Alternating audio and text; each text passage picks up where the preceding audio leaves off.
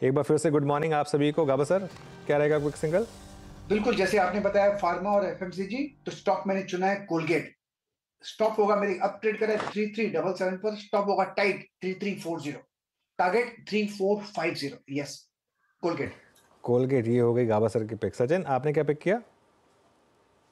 अनुज जी, मुझे लग रहा है दोनों अपॉर्चुनिटीज मिलेंगे लॉन्ग और शॉर्ट के, बट फिलहाल जिस तरीके से मार्केट का टेक्सचर है मुझे लग रहा है थोड़ा सा शॉर्ट्स पे ध्यान देना चाहिए।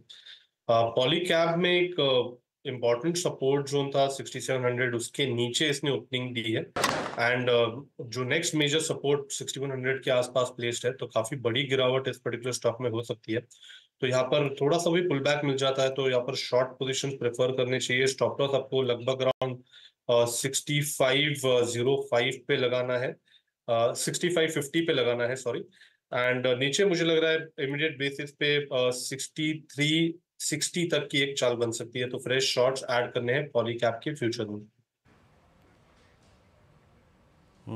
आपने एक बात देखी यहाँ पे, that means real estate ancillary और साथ ही साथ HFCs तीनों में बिन है। LIC housing finance top loser है, उसके बाद कैनफिन होम्स और पॉलीकैब में यहाँ पे सचिन जी शॉर्ट कराते हुए। आशीष जी, आपका ट्रेड आज का?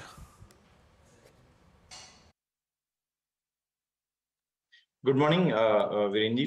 आई थिंक VDL काफी यहाँ से वीक होता हुआ देखने में मिल रहा है। ऑलरेडी 3% के प्लस गिरावट है, लेकिन मुझे लग रहा है यहाँ पे अभी भी शॉर्टिंग अपॉर्चुनिटी अवेलेबल है वेदांता में। तो 430 का एक स्टॉप लॉस लगाकर इसमें बिकवाली की सलाह रहेगी। 410 का पहला टारगेट और 400 के सेकंड टारगेट के लिए।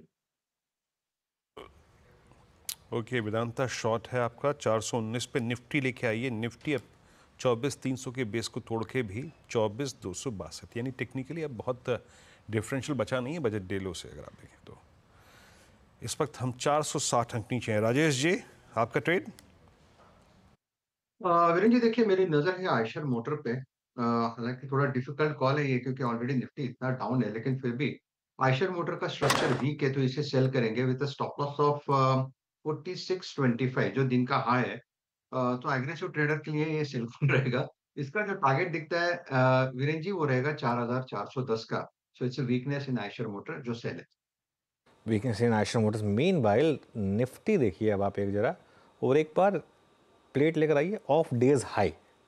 मैं बताता हूँ क्यों उसका कारण। 475 पॉइंट, अब हम 480 पॉइंट नीचे हैं अब हम।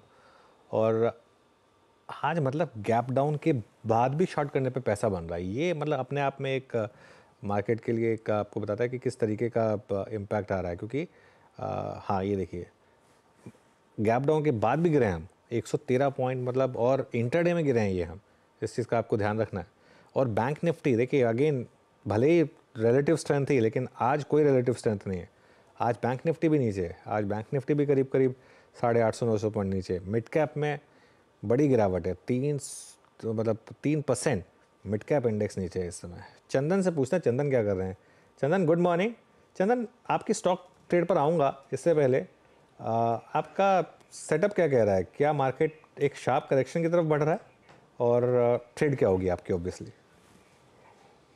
Good morning Anuj ji, Viru, thank you. देखिए, सबसे पहले तो आप देखोगे कि यूएस मार्केट में सेकंड और थर्ड कंसेक्यूटिव डे में वीकनेस देखने को मिली है, और यूएस में सीबीओई विक्स में 25% का सर्ज देखने को मिला, जो 23 के आसपास हुई है। और यूजुअली जब यूएस विक्स के हिसाब से इंडिया विक्स भी यहाँ पे स्विंग्स दिखाता है, क्योंकि ऑलमोस्ट कैलकुलेशन का मेथोडोलॉजी सेम है। इंडिया विक्स में भी आप देखोगे आज लगभग 20% की बढ़त बनी है, और इवन बजट के दिन के हाई को विक्स ने निकाला है। बजट के दिन 16 का विक्स था, अभी 17 का विक्स है। तो कहीं ना कहीं शॉर्ट टर्म वॉलेटिलिटी वापस इंडियन मार्केट में थोड़ी सी दिख रही है, बट ओवरऑल जो मेजर ट्रेंड है उसको हम इग्नोर नहीं करेंगे। उसके अलावा आप देखोगे कि इंडियन मार्केट में वीकनेस नहीं हुई थी। लास्ट वीक पहला वीक था जब लगातार 8 वीक की तेजी के बाद में एक वीक में मंदी हुई है। तो 8 वीक के तेजी के बाद एक वीक मंदी होती है, तो ऐसा करेक्टिव मूव आ सकता है टेक्निकली, चाहे उसका रीजन ग्लोबल मार्केट हो या कुछ भी हो। तो मेरा ऐसा मानना है कि 23,750 एक मेजर सपोर्ट का काम करेगा, और मैं कब से उन्हीं लेवल पे फोकस हूं। मेरे हिसाब से ये रैली जो तेजी के बाद में करेक्टिव मूव आई है, वो कहीं ना कहीं 23,750 के आसपास थमेगी, जो एक मेजर गेन का नंबर भी है, और वहां से मार्केट स्टेबल लेके फिर वापस लोन स्टडी नए मूव के लिए दिखाता हुआ नजर आएगा। दूसरा, मेरा ऐसा भी मानना है कि इस बाजार में आपको अच्छे खासे सेक्टर रोटेशन देखने को मिलेंगे। सेक्टर रोटेशन की बात करें तो बैंक निफ्टी अंडर परफॉर्म करेगा। Continuously bank Nifty lower highs weekly chart में बनाने लग गया है। कहीं ना कहीं कंजम्पशन और एफएमसीजी पे वापस फोकस आएगा, निफ्टी फार्मा यहाँ पे परफॉर्म करेगा, तो आपको अपना मार्केट में थोड़ा सा स्ट्रेंथ चेंज करना पड़ेगा। हेवीवेट्स काउंटर में जाना पड़ेगा, मिड कैप स्मॉल कैप को छोड़ना पड़ेगा, निफ्टी को मेजर डिक्लाइंस के लिए वेट करना पड़ेगा, बैंक निफ्टी अंडर परफॉर्म करेगा, फार्मा, कंजम्पशन और सिलेक्टिव ऑयल मार्केटिंग कंपनी पे हम फोकस करेंगे। और आज की पिक क्या रहेगी चंदन?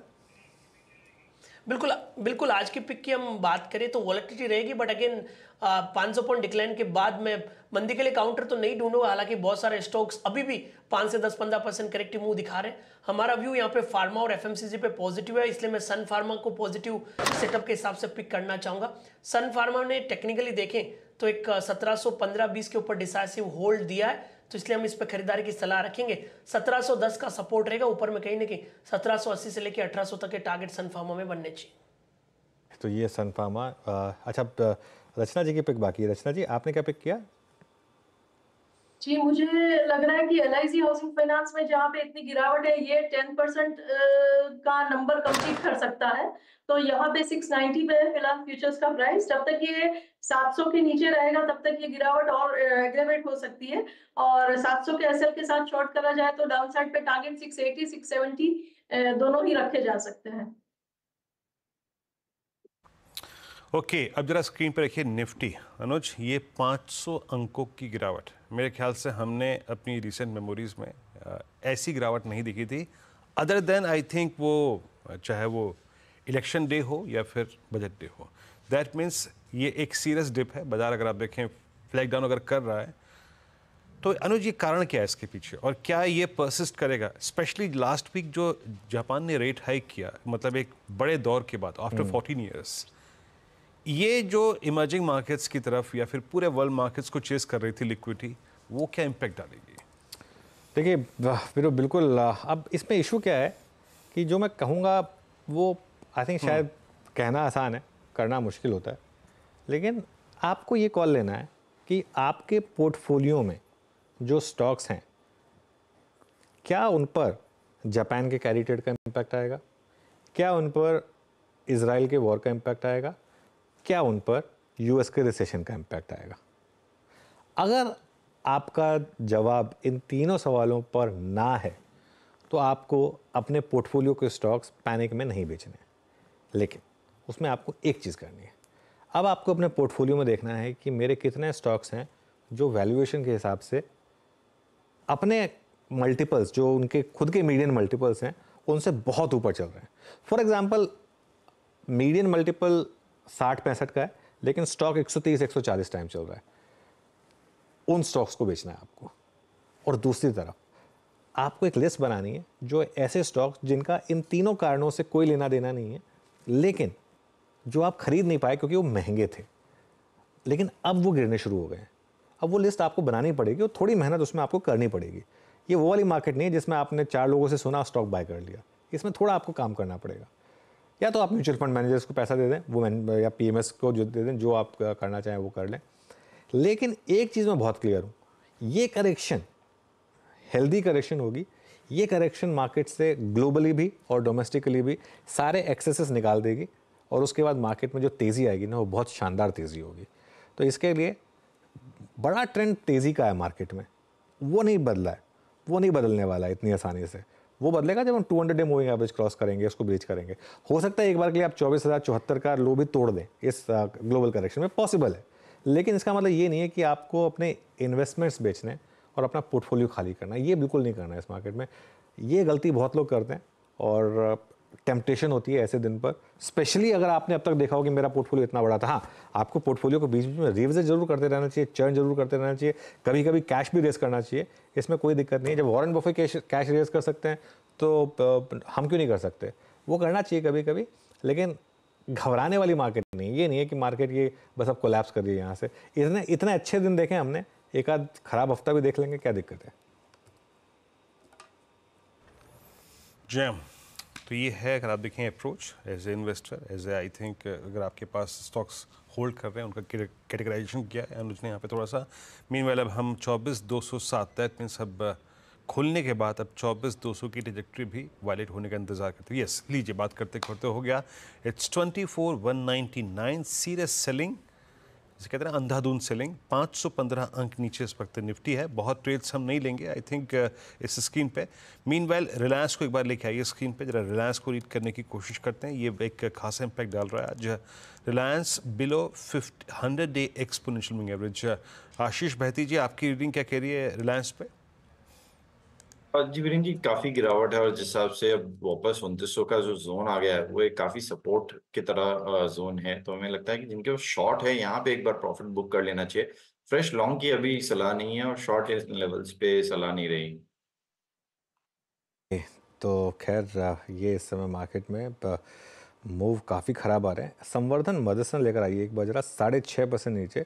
आई थिंक क्लियरली आज थोड़ा ऑटोज़ पर इम्पैक्ट है तो उसकी वजह से। अच्छा एक बार आप लेकर आइए BEL 5.5% नीचे। मार्केट में कुछ स्टॉक्स हैं जहां पर ओवर वैल्यूएशन बहुत ज़्यादा हो गई है, जैसे कि डिफेंस स्टॉक्स हैं।